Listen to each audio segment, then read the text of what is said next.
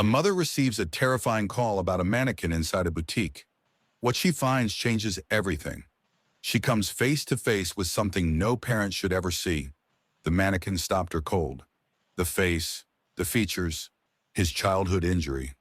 Details no stranger could know. It looked exactly like her son Jackson, missing for 12 months. Therefore, she touched his cheek. The texture wasn't plastic. It was warm, soft, human. And when she called the police, they dismissed it. But Rachel refuses to let the system silence her. Therefore, to understand how a mother got here, we need to go back to the night her son disappeared. Before we begin, I invite you to leave a comment about where you are watching from and the exact time you are listening to this story. September 2016, Columbus, Ohio. Jackson Moore wasn't chasing trouble. He was chasing a future. 24 years old, tall, handsome, slim. He had always loved fashion since childhood, wanted to be a model for a luxury fashion company because of his physique and his looks. He talked about clothes the way other kids talked about sports. Fabrics, cuts, how something simple could make a person feel seen. Rachel used to smile when he sketched designs at the kitchen table, scraps of paper taped together because real notebooks felt like a waste of money. Therefore, he was saving. Every tip, every side job. A jar in his closet with $4,840 written on masking tape across the lid. Rent money for a dream that didn't exist yet. Jackson worked evenings at a sneaker store. He texted his mom's photos of outfits customers tried on. Asterisk, this works, right? She always answered yes. Always.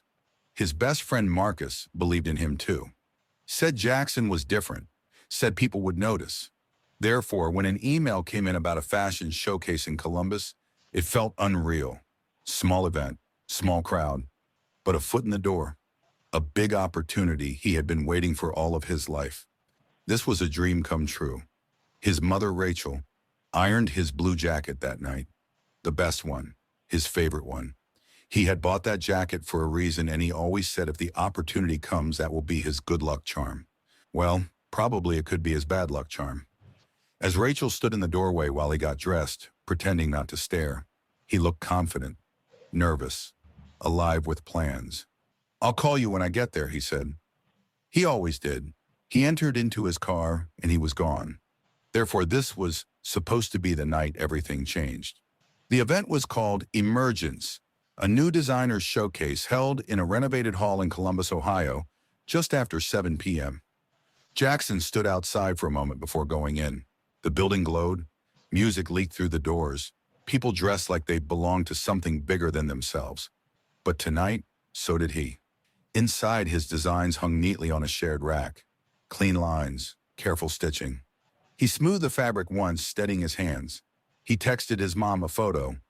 "I made it." Therefore, when strangers stopped and asked his name, his chest tightened with hope. For the first time, it felt real. This was the night his dream would come true. Then a tap on his shoulder as he was still observing the beauty of the environment. It was Frank Calder. Frank Calder is the same man that sent Jackson the email. He's also the organizer of the event. "Hey," said Frank. "Hello," Jackson said. Frank began. "I have been watching you, and you seem to be like the kind of person we need here. You have the physique and the looks to add to my fashion organizer." He smirked. Jackson responded, "Thanks for the compliment, sir, and I would really love that. Who are you?" "And actually, I got an email invitation from a man named Frank Calder. Do you know him?" Then Frank answered, "I'm Frank Calder, and I sent you the email." "Really?" Then Frank showed him his ID.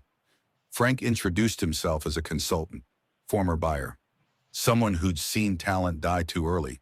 He said he'd watched Jackson at the workshop, said the cut of his jacket stood out, said he could help, but not in public. Simple subject line, private follow-up. Therefore, he suggested a private meeting. Quiet, focused. Just the two of them. "Real conversations don't happen on noisy floors," Frank wrote. Jackson hesitated. Marcus, his friend, had sent him a message before he got to the event. He reread the message 3 times, then a 4th. Marcus told him to be careful. But opportunity doesn't knock twice, and Frank sounded like the kind of man doors open for. They met in a converted office above a closed gallery on the east side of Columbus. The building looked temporary, like it didn't expect to be remembered. Frank was charming in person, late 40s, clean suit, calm voice, the kind that slowed the room. He shook Jackson's hand and held eye contact just a second longer than normal. "You're early," Frank said. Smiled. "That's good." Inside, the space was sparse. A table, two chairs, sketches pinned to corkboard walls that looked impressive but unfamiliar. Frank talked about buyers, about Paris, about people who didn't know Jackson's name yet, but would. Therefore, when Frank poured champagne, it didn't feel strange. Success drinks champagne. That's what movies teach you.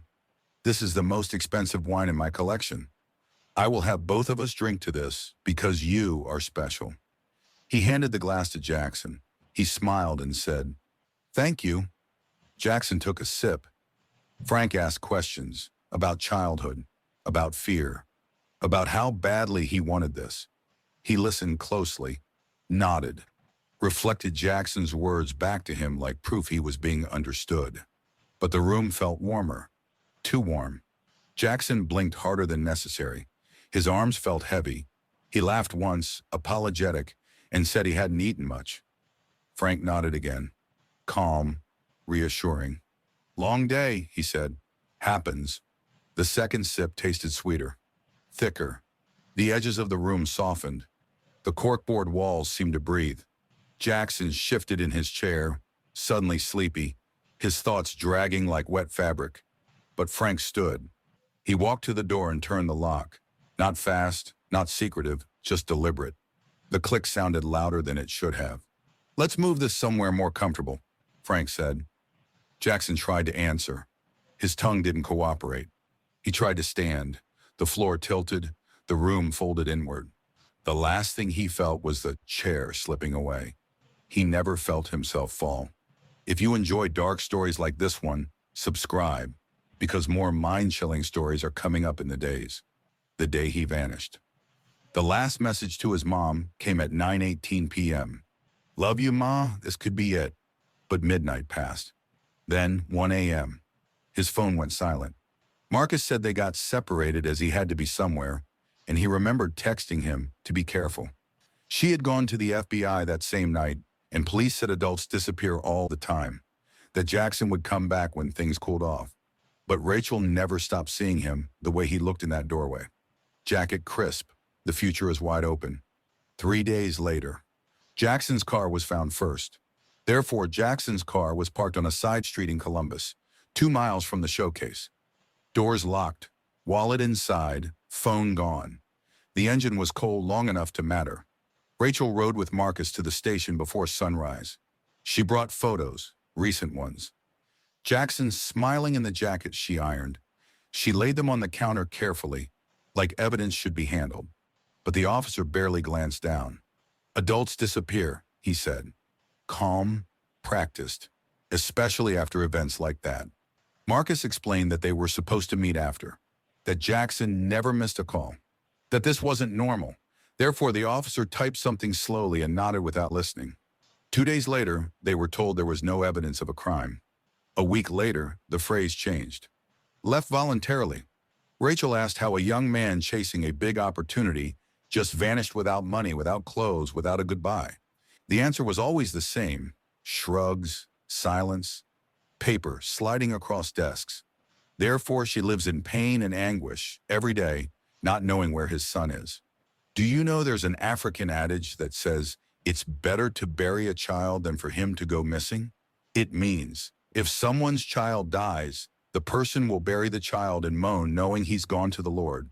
But if someone's child goes missing, can you imagine the pain and anguish you will feel every single day, not knowing where he is or what's happening or happened to him? I pray for everyone watching this now. You will never lose a child. You will never bury your children in Jesus' name. Please comment and amen to that. Days later, the case was marked inactive. Closed quickly, too quickly. When Rachel called again, they told her to stop calling. Said resources were limited. Said there were other priorities. Said if Jackson wanted to be found, he would be. But Rachel knew how the system worked. She'd watched it before. How missing black men became statistics. How hope expired faster when nobody important was asking questions. Days turned into weeks. Old posters came down. Tips dried up. Marcus blamed himself for not following Jackson to the event. Rachel blamed everything else. Months passed with no movement, no updates, no justice. Until 6 months later, Marcus didn't say why he wanted to stop at the store. He just said he'd seen something. Something that wouldn't leave him alone. Therefore, on a gray Saturday afternoon, he pulled into the parking lot of a discount resale warehouse on the outskirts of Dayton, the kind of place people wander into without expectations and leave with things they didn't know they needed. He told his friend Evan he needed a jacket, that it was cold inside those big concrete buildings. But that wasn't true. From the moment they walked in, Marcus slowed his pace. His eyes didn't scan shelves the way shoppers do. They moved deliberately, left to right, front to back, as if he were searching for a face in a crowd that wasn't supposed to be there. Fluorescent lights buzzed overhead. Racks squeaked.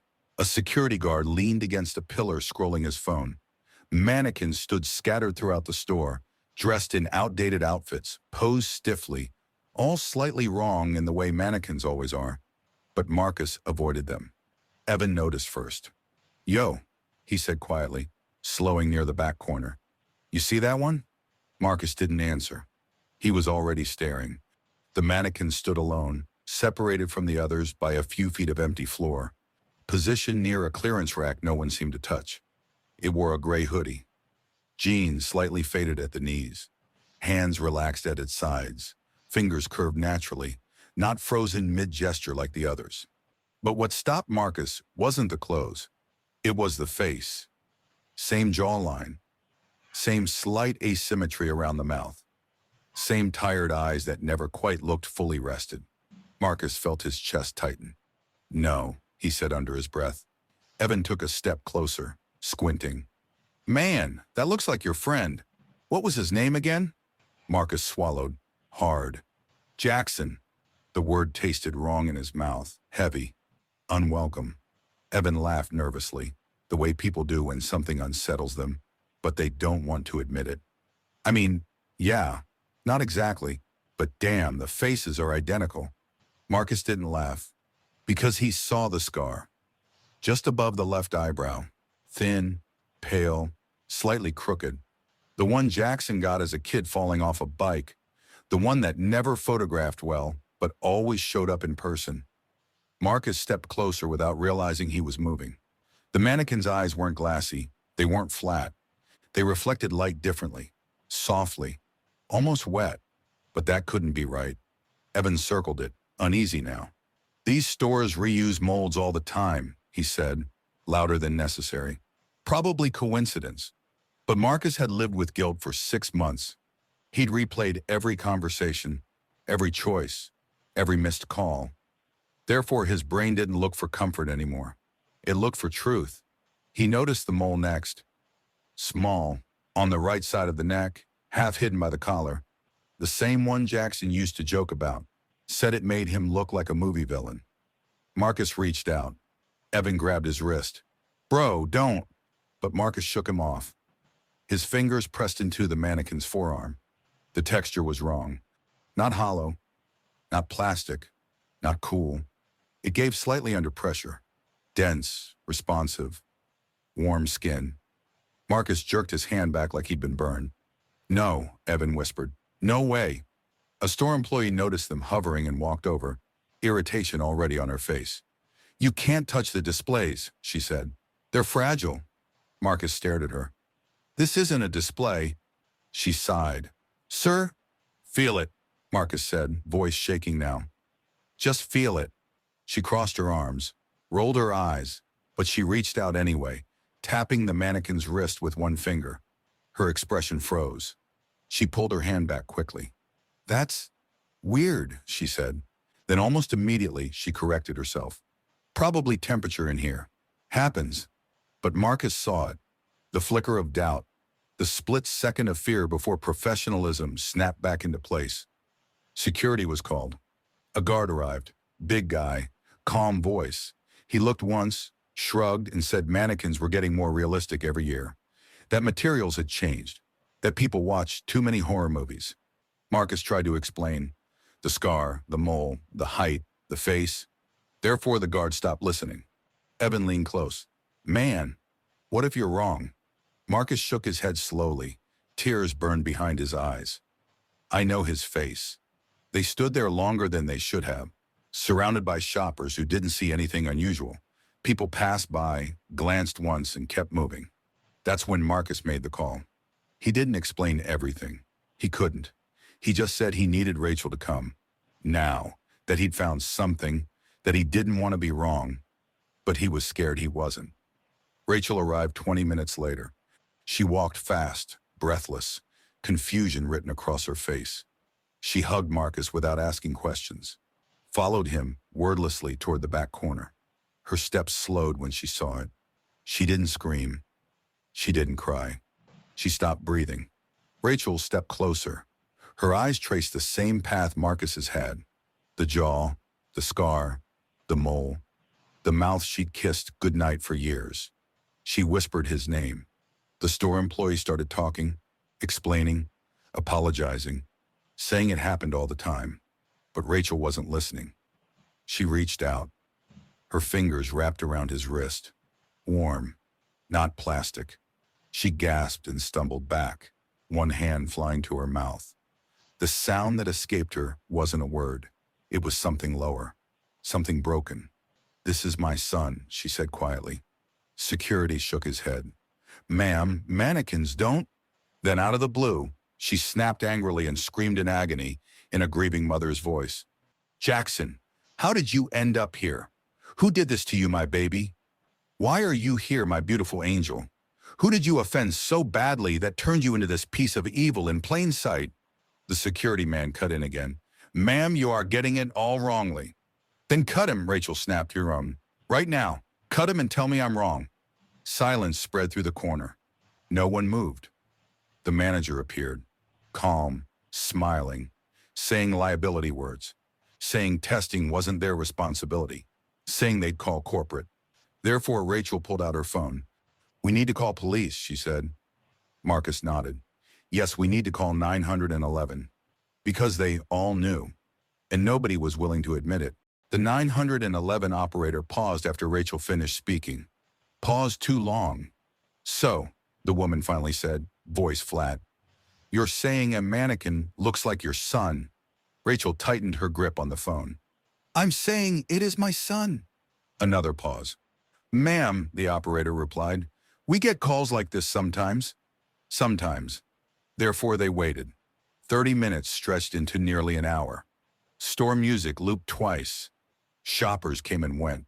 Security stood closer now, not protective, just watchful. The mannequin remained where it was, unmoving, silent, dressed in Jackson's face like it belonged there. Rachel didn't look away. When the officers finally arrived, they didn't rush. No urgency, no tape, no gloves. Just two uniforms walking in like they were responding to a noise complaint. One officer spoke to security first, nodded, smiled faintly. Then he turned to Rachel. You're the caller? Yes, she said. That's my son. The officer followed her gaze, looked at the mannequin once, twice, tilted his head. Looks realistic, he said. They make 'em like that now. Marcus stepped forward. Sir, please, just touch it. The officer raised an eyebrow. Sir, mannequins aren't people. But this one is warm, Evans said. His voice cracked on the word. Warm skin. The second officer laughed quietly. Not cruel, worse, amused. Body heat from the store, he said. Lights, temperature control. Rachel shook her head. No, I know my child. She stepped forward again before anyone could stop her. Her hand rose, trembling, and she gently touched the side of the mannequin's neck. Warm. She closed her eyes. There, she whispered. That birthmark. Right there. He hated it. Said it made him look crooked in photos. The officers exchanged a look. Ma'am, the first one said carefully. With respect, grief can be powerful. Rachel opened her eyes, slowly. I remember when he got that scar, she said, pointing to the thin line above the eyebrow. He was 8, fell off his bike chasing his friend down Maple Street. I held a towel to his head in our kitchen while while he cried and told me he was sorry for bleeding on the floor. Her voice shook, but she didn't stop. And this one, she continued, fingers hovering near his collarbone, from chickenpox. He scratched too hard. I told him not to. He never listened. Marcus felt his knees weaken. These weren't guesses. They were memories. The second officer cleared his throat. Ma'am, none of that proves. Rachel pressed her palm to the mannequin's chest. Solid, warm, real. This is him, she said. Louder now, breaking. This is my son. The officer's tone hardened. You're making a scene. Therefore, the store manager stepped in, smiling, apologetic, saying words like policy and liability, saying they couldn't allow further touching, that they'd already checked inventory records, that nothing was missing. Marcus stared at him. You didn't check anything. The first officer sighed. Listen, we've looked. There's no evidence of a crime. Rachel laughed once. It came out wrong. You didn't even test him, she said. You didn't even look. The officer's patience thinned. Ma'am, if you continue to insist this is a person, we're going to have to consider this a false report. The words landed like a slap. A false report? Evan repeated. Are you serious? The second officer nodded. We don't have time to chase coincidences. Coincidences. A missing black man. A mannequin with his face. Warm skin. Matching scars. Coincidence. Rachel felt her legs give out. Marcus caught her before she hit the floor. She sobbed into his jacket, clutching the fabric like it might disappear too. I touched his neck, she whispered. I know how my son feels. Security shifted uncomfortably. One of them looked away. But the officers were already stepping back. We're done here, the first one said. You need to leave the premises. Marcus looked at the mannequin one last time. Jackson's eyes stared straight ahead, unblinking, trapped in silence. They weren't escorting them out for safety. They were removing the problem. Rachel wiped her face, straightened slowly. She took one last step toward her son before security blocked her path. Please, she said, just one test. The officer shook his head. This is over. Therefore, they were forced to walk away, out of the store, past the parking lot, back into a world that refused to see what was right in front of it. Rachel didn't speak. Marcus didn't either. Evan stared at the ground, fists clenched so tight his hands hurt. Behind them, the automatic doors closed. They were being forced to walk away from their own friend. But someone else needed to see it. Most people scroll past stories like this and forget. But not you. You felt something. Don't just watch. Subscribe before the next secret disappears. Rachel went back home. Marcus and Evans had to drive her because she was already feeling sick. When they got home, Marcus and Evans left her upstairs, leaving only Rachel in bed. She said she needed to be alone. Therefore, she began to imagine all the pains, agony. She imagined her son in that position. She remembered walking into the story again when Marcus had called him. The mannequin hadn't moved. Same hoodie, same jeans, same impossible calm on his face. She studied his mouth. Jackson used to chew the inside of his cheek when he was nervous. The faint indentation was there. She remembered sitting in the car during parent-teacher conferences, watching him do it, knowing before the door opened whether the meeting would be good or bad. She leaned closer. His left ear tilted slightly forward. He was born that way. Doctors said it was nothing.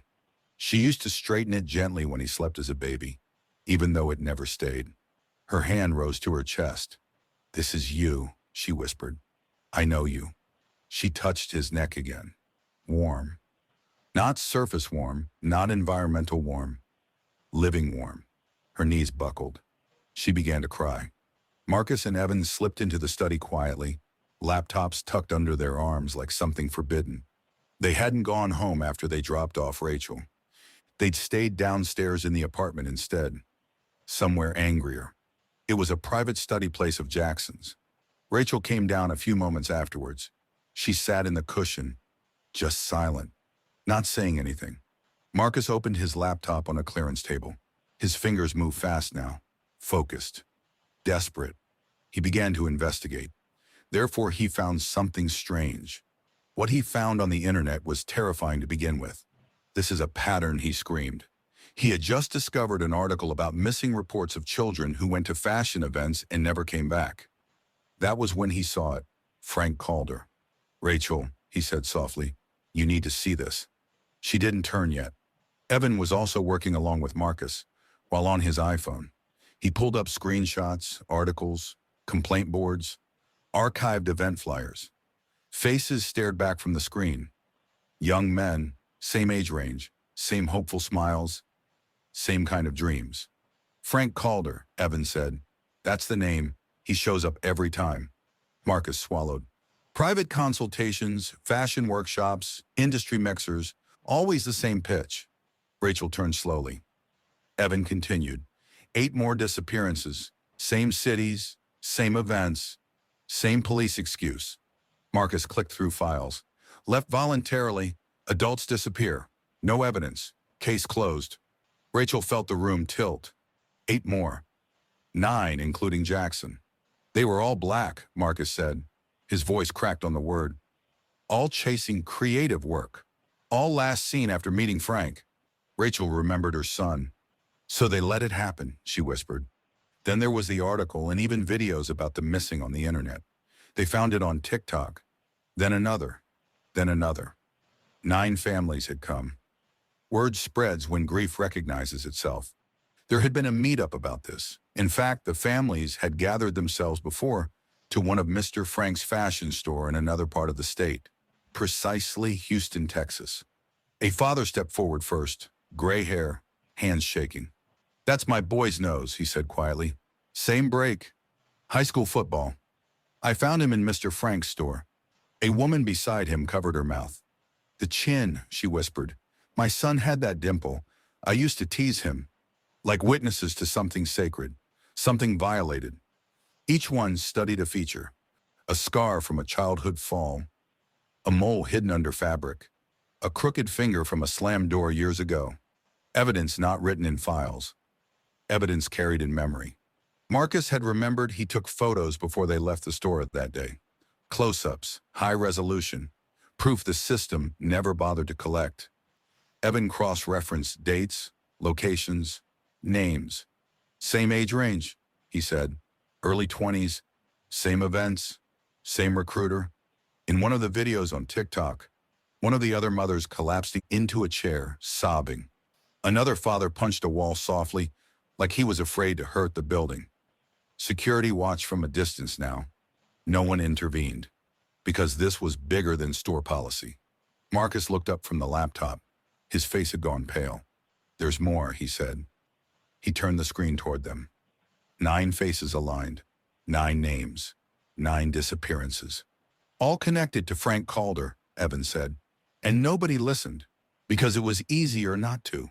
Rachel straightened slowly. This wasn't a mannequin. This wasn't even just her son. This was a pattern.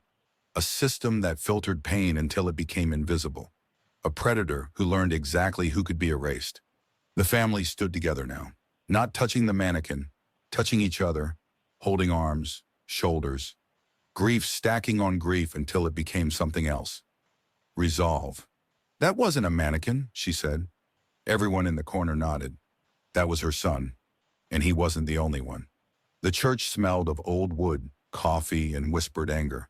Sunlight cut through dusty windows, painting rows of folding chairs where mothers, fathers, siblings, and friends sat, their eyes sharp, fists tight. They didn't come for comfort.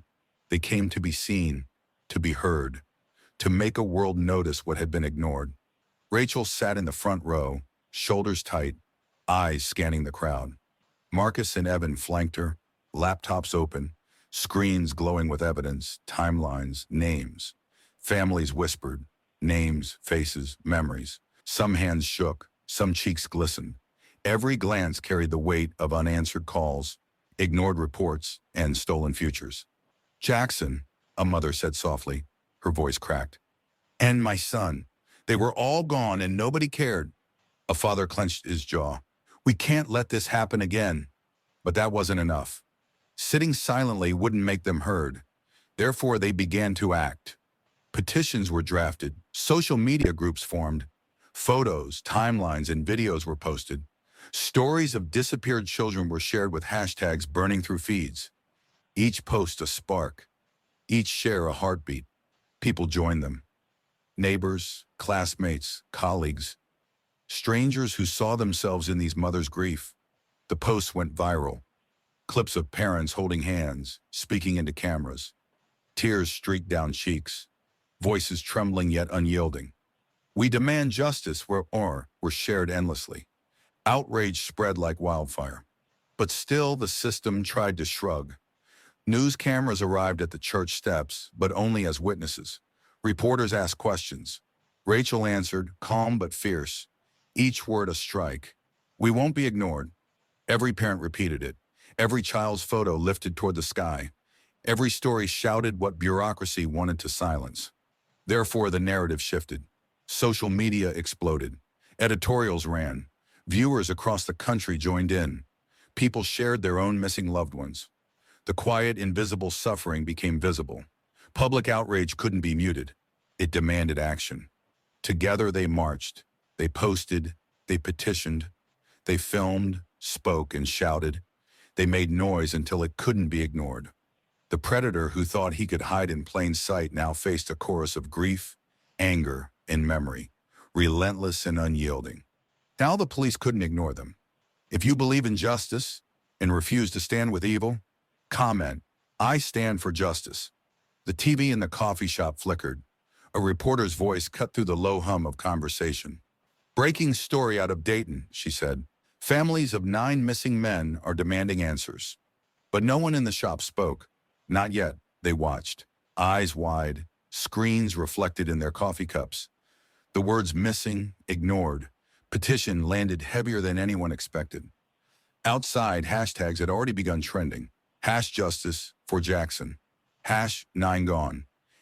#stop ignoring us. Every share multiplied the outrage. Every comment carried grief and anger. The story wasn't just local, it was national. Therefore, the pressure grew.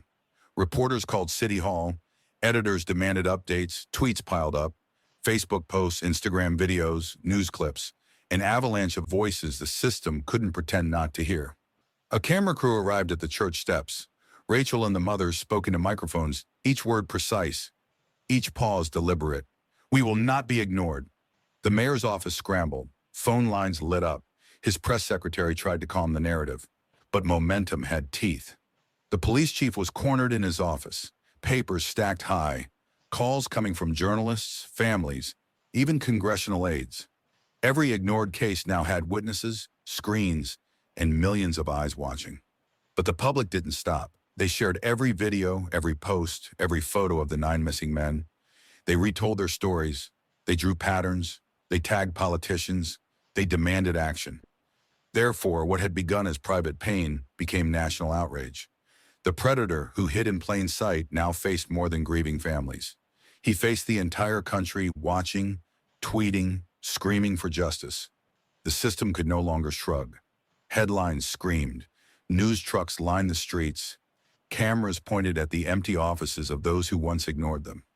Every lens, every microphone, every live broadcast forced the authorities to answer for months of inaction. And the families, they didn't wait. They spoke, they marched, they posted, they amplified, they multiplied their voices until they were impossible to silence. But the story wasn't over. Every segment ended with the same chilling question. Where are the others? And the viewers kept watching, sharing, demanding, because now it wasn't just grief. It was accountability. Detectives arrived quietly at the store. Gray SUVs rolled up to the suburban townhouse in Columbus, Ohio, blocking the narrow street. The sun was low, painting long shadows across manicured lawns. But inside, no shadows could hide what was about to unfold. Frank Calder stood at the entrance, sleeves rolled, a smirk like he owned every room he entered. His confidence didn't falter. Not when officers announced a search warrant, not when forensic specialists followed.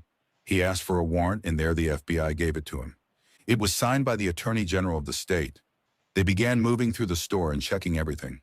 The office room looked ordinary. Plush couches, coffee table with magazines, lamps casting warm light. But every shelf, every corner could conceal horrors. Therefore, the forensic doctor unpacked a portable X-ray scanner. Panels, wires, and monitors hummed to life, filling the room with a low mechanical pulse. Silence settled, heavy, taut. Detectives moved carefully, positioning the scanner over the object they had photographed earlier. Jackson. Although there were other mannequins, the most important one at the moment was Jackson. He caused the social media outrage, and he was the most focused on at the moment. Frank's eyes flicked nervously toward the corner, though his grin didn't falter. The machine whirred, a screen lit up, revealing shapes in gray and white. Shadows twisted into patterns. Curves and hollow spaces emerged. Ribs, vertebrae, a skull. But it couldn't be. The forensic doctor leaned closer, pointing. Rib cage, skull, vertebrae. Skeletal structure is human, not a mannequin. Frank's posture stiffened. Confidence faltered. That can't be right, he muttered, almost to himself. The detectives exchanged glances, silent. The X-ray showed more details now.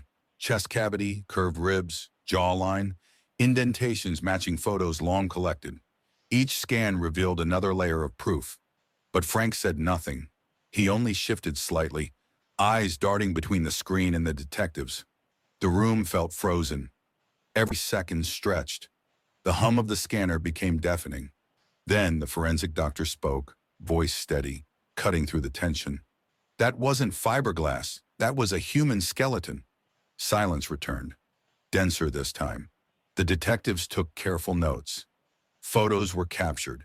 Every beep of the machine underscored the confirmation. Frank's hands dropped to his sides. His smirk had vanished. The predator who thought he could hide now faced undeniable proof. But the X-ray hinted at more. Shadows beyond the scanner's reach. Shapes suggesting additional victims. Therefore, every eye in the room fixed on the screen. Every heartbeat echoed. The moment had arrived. The confirmation of what no one had wanted to believe. The forensic doctor's whisper cut through the stillness again. That wasn't fiberglass. That was a human skeleton. And the unspoken question hung in the air, heavier than anything in the room. How many more? Detectives moved in quietly. Frank Calder didn't resist. Not physically, not even with words at first. His hands were folded in front of him, almost politely. The officers cuffed him slowly, deliberately, as if he were a guest at a dinner party rather than a man responsible for death. But his eyes didn't panic. They were calm, clinical, studied. He let the cuffs click, let the officers guide him into the SUV. He even smiled faintly, like this was a formality, a minor interruption in a grand plan. In the interrogation room, the harsh light cast pale rectangles across the table. Frank sat straight, hands on the table. No twitch, no flinch. Detectives watched him. The silence stretched, waiting for words that might break him. But he spoke first. "Do you want to understand why?" he asked. Voice calm, even, measured. No inflection betrayed fear, guilt, or doubt. Just a clinical assessment of the room. Detectives leaned in, pens ready, notebooks open, tape recorder running. Frank continued. "I've always admired beauty. Perfect form, eternal form. Most people don't see it. They see life fleeting, imperfect. I saw transformation, preservation, art." A detective's pen paused mid-sentence. "I didn't hurt them," he said softly. "Not in the way you think. I elevated them. Rituals, methods, every detail meticulously preserved. I gave them eternity, eternal form, eternal admiration. But the horror wasn't in the words. It was the calmness. No remorse, no panic, no question of morality. Just logic, a twisted ideology explaining murder as a method." He tapped a finger against the table. "Skin must feel alive, even in stillness. Limbs arranged to suggest motion. Faces must evoke recognition, like an image captured in time. Transformation into art. That's the goal. That's the purpose." The detectives exchanged glances, silent. Their notebooks were full, yet nothing could prepare them for the depth of calm insanity in front of them. Frank's gaze shifted to the ceiling, slow and deliberate. "Some people cry. Some scream. Most look away. They cannot see it as I do. That is why I had to act alone. That is why I succeeded where others failed. But now you can see, and that is enough. Evidence will prove it. You will understand my method. 6 months earlier, Marcus had walked into a boutique and stopped cold. A mannequin. A face so familiar it tore at something deep inside him. Warm skin? Impossible. But the memory had lingered. Now he knew. He had been looking at his best friend. Now the families gathered. Not in stores, not in shadows, but in labs, funeral homes, and homes over phone calls. DNA results came in slowly, deliberately, each match confirming what they already feared. Jackson Moore, 22, confirmed. The son who dreamed of fashion, who left home with hope in his eyes. Mothers collapsed into chairs. Fathers pressed their hands to their faces. Malik Jefferson, 20, another life erased. Parents whispered his name. Tears fell quietly, impossible to stop. Terrence Williams, 22. College-bound, basketball dreams, stolen. DNA confirmation made grief tangible, almost physical. Andre Simmons, 21. Careful, thoughtful. Parents clutched his childhood photos, collapsed in silence. Deshaun Carter, 18, fresh out of high school. A life barely begun. Mothers held his framed memories, trembling. Elijah Brooks, 20. Quiet and kind, the confirmation forced fathers to swallow sobs and mothers to sit in disbelief. Tyrese Morgan, 19. Birthday candles long past, now frozen memories confirmed. Darius Hall, 21. College acceptance letters untouched. DNA brought clarity, but no comfort. Malcolm Reed, 22. Artistic, thoughtful, shy. Parents held onto his belongings, clinging to traces of life. But confirmation was only part of the moment. It was proof. Proof that the system had ignored them. Proof that the nightmare in the store had been real. Therefore, remains were released. Proper burials were arranged. Mothers whispered goodbyes. Fathers clutched their children's personal items. Friends and families mourned together, holding photographs, letters, small tokens. Every collapse, every sob, every whispered name was both grief and closure. Phone calls connected the families. Mothers shared stories. Fathers exchanged memories. Collective mourning became shared purpose. Recognition, validation, and finally truth. But even as grief mingled with relief, justice remained pending. Arrests, trials, accountability. The work was not over, but the momentum had shifted. The truth was undeniable. And somewhere in the back of everyone's mind, Marcus remembered the boutique, that first mannequin, that impossible vision. Now it made sense. The warning had been there. The signal, the beginning of awareness. Therefore, horror had transformed into collective strength. Mothers and fathers, siblings, friends, organizing, exposing, insisting. Not just for Jackson, not just for the other 8 victims, for every child who could have been ignored. Families left the burial ground slowly, holding hands, unwilling to let go. Reporters documented, social media buzzed, headlines confirmed, 9 victims, 9 families, 1 predator exposed. But the real story wasn't the mannequins, not the viral outrage. It was Black families ignored by the system, organizing, exposing the truth, and forcing justice. And in that truth, there was closure. One mother lingered at her son's coffin. She pressed her forehead against the lid, whispered, trembling, "We will never forget you, but we will make them see. We will make them answer." Therefore, the arc of horror, grief, injustice, and eventual empowerment came full circle. The nightmare had started with a mannequin, but it ended with families finding power, forcing accountability, and reclaiming their children's stories. Police are now investigating other stores, small boutiques, private workshops, galleries, places where mannequins, wax figures, or display cases might be hiding horrors. Each lead is treated seriously now. Every corner, every back room is scanned, photographed, examined. Authorities believe there may be more victims. Teenagers and young adults who disappeared quietly, dismissed, ignored. Names collected from months of complaints. DNA evidence cross-referenced. Reports that were once lost in filing cabinets now spark full investigations. But one question still hasn't been answered. How many more? How many lives were transformed into this art without anyone noticing? And more chilling, could the predator still have remnants hidden, waiting for the system to falter again? Parents and families gather photos, keepsakes, and memories. They speak softly in offices, in funeral homes, in churches.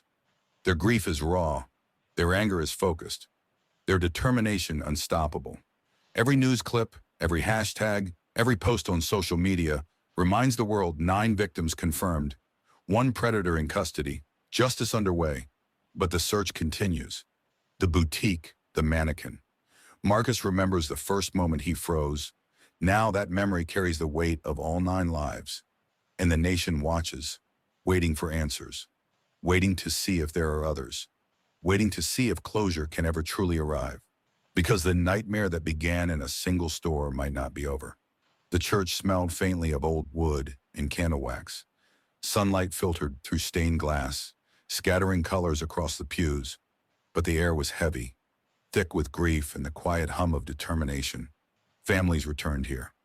Not for celebration, not for closure, but for grounding, for a safe space to breathe, to grieve properly, to gather strength before the fight ahead.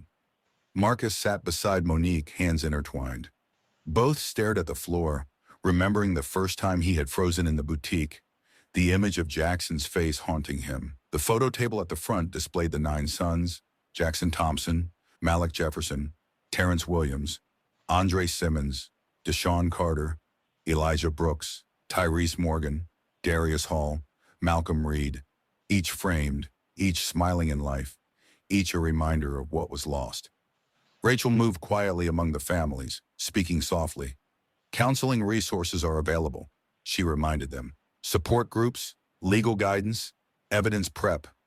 We'll make sure your sons are remembered properly, not just as victims, but as humans.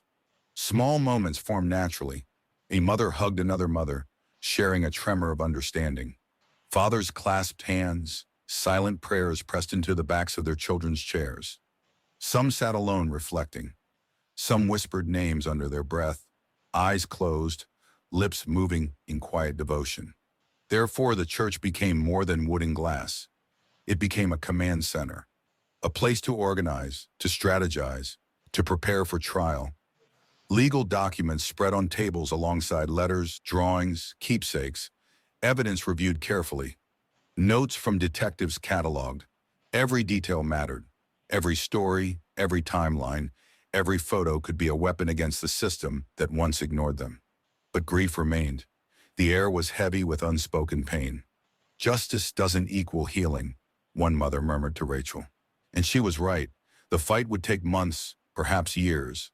The system was slow, deliberate. But now they were ready, united. A support group circle formed in the center of the hall. Hands held, eyes met, names spoken aloud, stories shared. Tears fell freely, but there was comfort in shared sorrow. Each family realized they weren't alone. Each realization built a fragile but growing sense of hope. Counselors and social workers moved among them quietly, offering guidance, resources, space to speak. Grief transformed into action. Pain became strategy. Memory became evidence. Love became a shield and a sword. Marcus adjusted the photos on the table, lingering on Jackson's smiling face. He whispered, "We're going to make sure they're never forgotten." Rachel nodded, surveying the room. Mothers, fathers, siblings, friends, community volunteers, all working together to document, organize, and strategize. The church hummed with purpose, calm, deliberate, but intense. Every conversation, every tear, every hug was part of preparation. But there was no rush. Healing was slow, unsteady. The past 6 months had been brutal, terrifying, exhausting. The next steps required patience, reflection, emotional grounding. And the church offered that. Therefore, the families allowed themselves to simply be, to sit, to pray, to breathe, to hold one another without expectation. To remember the sons, not just as victims, but as the vibrant, alive young men they had been. Small gestures carried enormous weight. Hands brushed in reassurance. Foreheads pressed together in shared sorrow. Eyes met across pews with silent understanding. Each act of connection reinforced their unity, their strength. And in the center of it all, the photo table glowed with memory. 9 faces, 9 lives, 9 reasons to fight. They didn't know what healing looked like yet, but they knew it would start here. The courtroom was packed. Sunlight streamed through high windows, falling in long beams across polished wood. Families sat in the front rows. 9 families. Faces etched with grief, exhaustion, and anticipation. Cameras flashed in the back. Media whispered. Every note, every image, every detail would be scrutinized. But the tension was heavier than the lights, heavier than the buzz of reporters. Frank Calder entered calmly. No restraints beyond the necessary cuffs, no glare, no panic. Just measured steps, shoulders back, a neutral gaze that seemed to scan the room with clinical precision. The judge called the court to order. Silence fell like a weight pressing down on every listener. The prosecutor began. Evidence laid bare. Photos of mannequins, photos of the X-ray scans, skeletal structures unmistakable, ribs, skulls, vertebrae, spinal columns, and unique markers, scars, moles, birthmarks, all matched DNA confirmations. Slide after slide, 9 victims, 9 lives preserved and hidden. The courtroom murmured. Families clutched each other's hands. One mother's shoulders shook with quiet sobs. But the screen did not lie. Logic was clinical, forensic proof unyielding. Then the defense attorney stood. Your Honor, she began, voice careful, deliberate. My client pleads insanity. He believed in transformation, immortality, art. This was not murder. This was, in his mind, a ritual. The room shifted. Some leaned forward. Some recoiled. Insanity. Madness. Excuse? But Frank did not flinch. The prosecutor countered with journals. Diaries meticulously kept. Entries detailing each meeting, each luring of a victim, each step of the preservation process. Planned meticulously. Mentions of champagne, drugs to induce sleep, isolated locations. Calculated, premeditated. Every line contradicted the defense claim. But then came Frank's testimony. Calm, measured, clinical. A voice that could have narrated a museum exhibit yet detailed murder. I did not harm anyone unnecessarily, he said, pausing, eyes sweeping the families. I gave them purpose, eternal form, preserved beauty, immortality. A juror blinked. Another whispered, but Frank ignored them. Every movement, every placement, every pose was deliberate. I lured them, I prepared them, I preserved them, I transformed them. Art is permanent. Life is fleeting. I created permanence. The prosecutor pressed. You drugged them, Mr. Calder. You took their lives. You cataloged them as objects. Do you understand murder? Frank's voice remained steady, almost proud. Murder is a term applied by those who do not understand beauty. I created ritual. I created a gallery. They are eternal. They are art. Then came the forensic demonstration. The X-ray scans projected on massive screens. Skeletons inside mannequins, vertebrae perfectly aligned, skulls visible, DNA matched, every limb, every detail confirmed. The court leaned forward. Families gasped. Cameras flashed. The visuals were undeniable. A psychiatrist took the stand next, calm, precise. Mr. Calder exhibits clinical signs of delusional disorder, obsessive fixation, and distorted moral reasoning. But he is aware of right and wrong. He planned, he executed, he understood the consequences. The judge asked Frank directly, Do you understand what you did is illegal? Frank tilted his head, calm, measured. I understand the law. I do not understand why beauty cannot be eternal. You punish what you do not comprehend. That is not my failure. Silence stretched. The courtroom held its collective breath. Every word dissected, every pause measured. His calmness was worse than shouting. The horror was methodical, controlled, intentional. The evil clinical. The defense returned to argue. Insanity, delusion. Frank's belief in ritual. But slides of journals, X-rays, photos, and DNA confirmations punctured the argument. Pre-planning was undeniable. Lures meticulously recorded. Methods carefully executed. Intent clear. The prosecutor summarized, You see his calm, you see his voice, you see the clinical precision.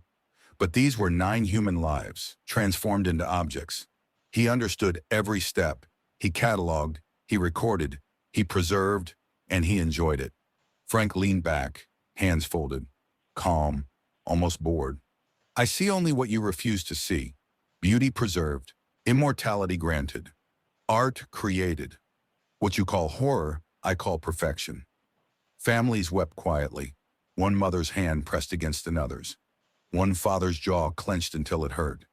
Every syllable, every visual, every slide of x-rays reinforced the truth they had feared and hoped for simultaneously. Therefore, the trial became more than legal procedure. It became a psychological confrontation, logic versus delusion, science versus twisted philosophy, forensics versus art, DNA versus ideology, journals versus calm monologue. But Frank's calmness was the most terrifying. Not screaming, not rage, not panic, just measured evil, methodical, articulate, proud. He believed in immortality, ritual, and artistic preservation. He spoke of luring, drugging, preserving, and transforming lives into his vision of eternal beauty. Screens displayed skeletal remains inside mannequins. Bones aligned with photographs.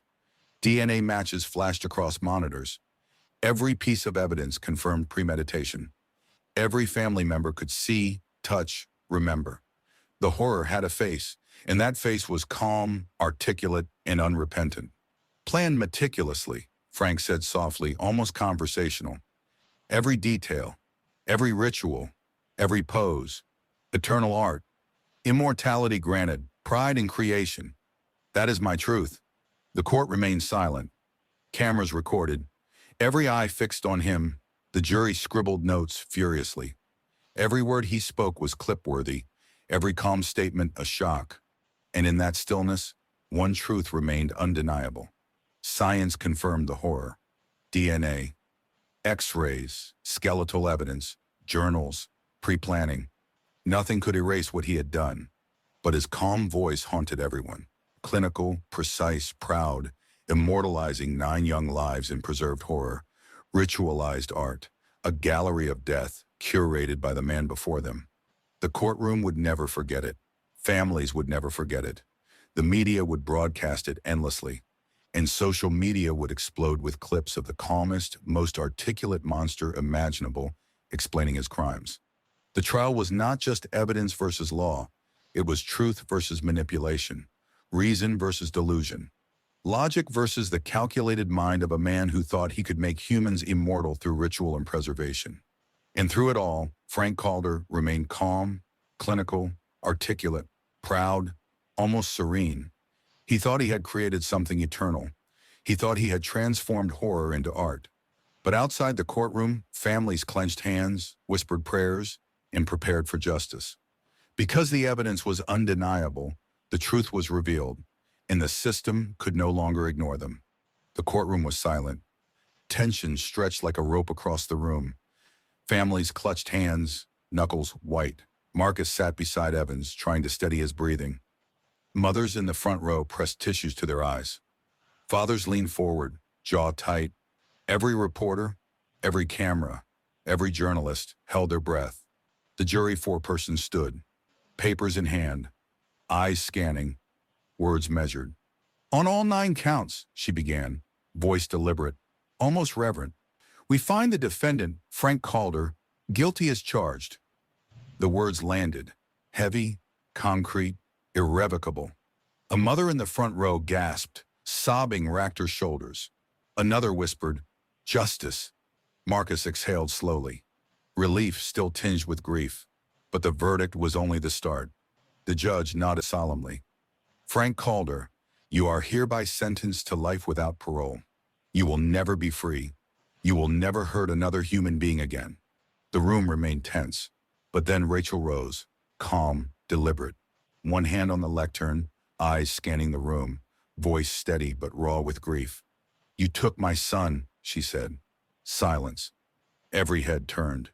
Jackson Thompson, 19 years old, dreams, hopes, future, gone. You stole him. Not just mine, not just 9 families. You stole our trust. You hid behind wealth, privilege, and the system that protected you because you are young, rich, and white. But today that stops. Today, you face the truth. Mothers followed one by one, each voice a hammer striking the courtroom walls.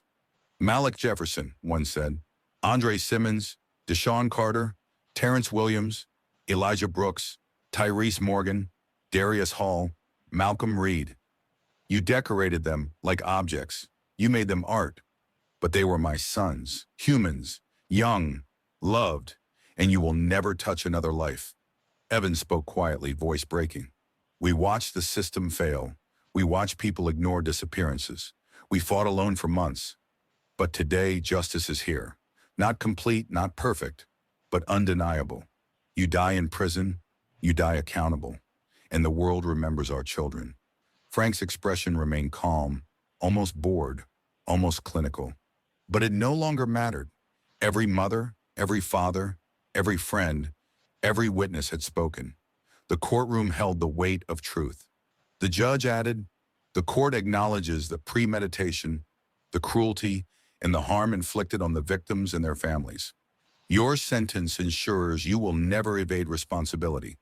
Sobbing continued, but it was no longer just grief. It was relief, justice, closure, collective anger transformed into acknowledgement. The system had finally acted. The community's persistence, the family's advocacy, their refusal to be silenced, all validated. Marcus wiped his eyes, looking at the photo table one last time. 9 sons, 9 lives. Names read aloud, faces remembered, lives honored. And while no sentence could return what was lost, the moral and emotional reckoning was complete. Rachel stepped down. She held Jackson's framed photo close, whispered, "We remember you, we fight for you, and we will never stop." The room remained quiet, heavy with emotion. But outside, news crews recorded. Clips went viral. Social media erupted. Headlines read, Frank Calder found guilty on all counts. Life without parole. Families' voices, mothers' testimonies, the full truth broadcasted to the world. But even as the relief settled, one truth lingered. The pain would never disappear. Healing would take years. Memories would ache. But the system could no longer ignore them. They had been seen, they had been heard, they had been validated. And for the first time in months, perhaps years, Marcus, Rachel, Evans, and all 9 families could breathe. Not because the nightmare ended, but because justice had finally arrived. The morning air smelled of fresh earth and flowers. Sunlight streamed over the new Garden of 9, a memorial park dedicated to the sons who had been stolen, transformed, and finally remembered. Families arrived slowly, carrying bouquets. Mothers held framed photos. Fathers clasped hands with siblings. Children clung to parents, curious but quiet, sensing the solemnity. Marcus stepped forward first, looking at the engraved names. Jackson Thompson, Malik Jefferson, Terrence Williams, Andre Simmons, Deshaun Carter, Elijah Brooks, Tyrese Morgan, Darius Hall, Malcolm Reed, each name etched into stone, permanent and visible, honored. He remembered the first day he froze in that boutique, spotting the mannequin that looked exactly like Jackson. But this time he could breathe. This time the place no longer held terror. Rachel placed a single sunflower on Jackson's plaque. She knelt, running her fingers across the engraving. Dreams, goals, life. Never forgotten, she whispered. Around her, other families mirrored the act. Flowers on each plaque, photos of the sons in life pinned gently nearby. The contrast was striking. Alive, smiling faces from birthdays, graduations, and simple childhood moments beside the horror they had endured. Speeches began. The mayor spoke of systemic reform, acknowledging past failures, and pledging policies to ensure that young Black lives would no longer be ignored. The police chief detailed new protocols for missing persons, accountability measures, and community partnerships. Families listened, voices quiet, absorbing promises made concrete. But their smiles were tentative. Healing, they knew, took time. One mother holding Andre Simmons' photo said, "We aren't here just to remember pain. We're here to fight so it doesn't happen again, to help other families, to make change. Another father added, our sons' lives inspire us, and now others can learn from what we endured.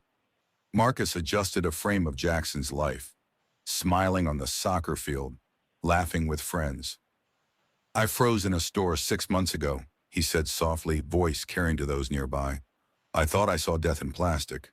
Now I see life preserved here, in their names, in their memories, in us. Flowers placed, hands held, moments of silence observed. The memorial became more than stone and plants.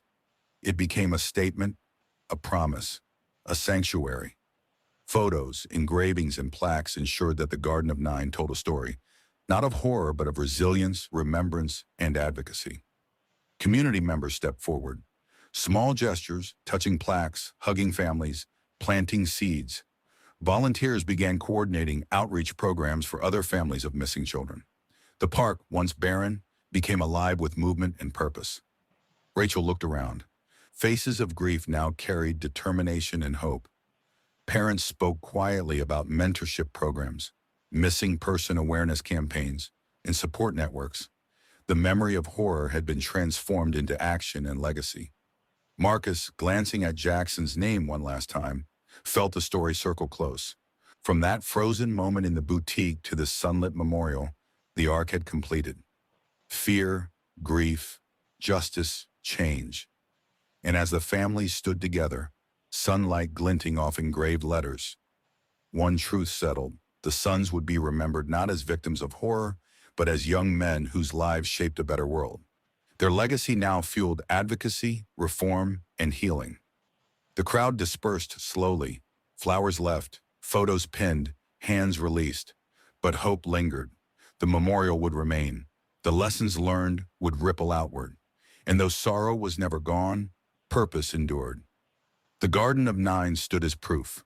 Evil could be confronted, grief could be transformed, justice could be pursued, and the world could be changed. The story ended not on tragedy, but on hope.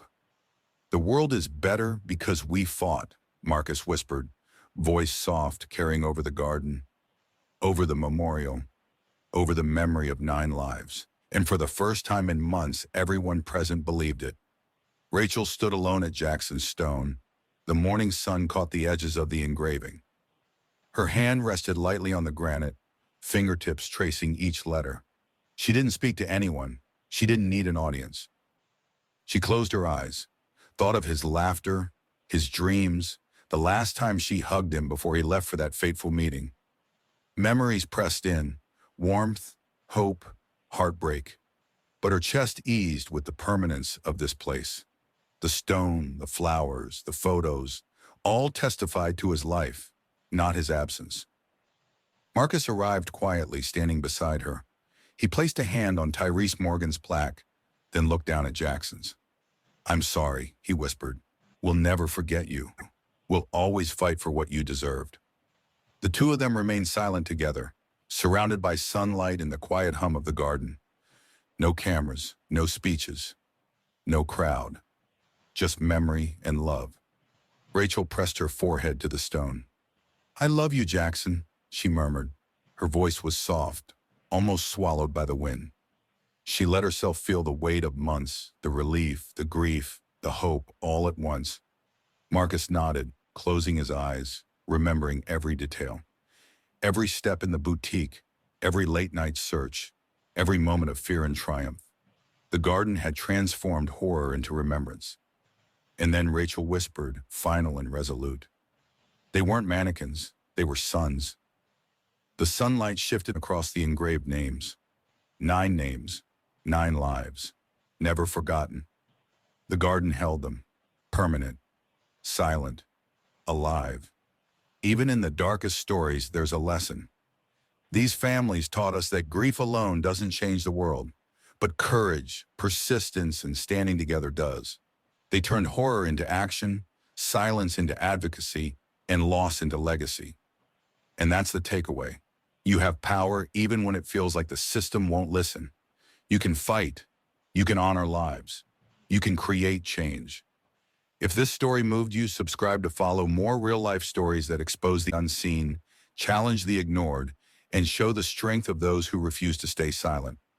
And don't stop here. Check out our other videos to see how truth, courage, and community confront injustice again and again. Every story matters. Every voice counts.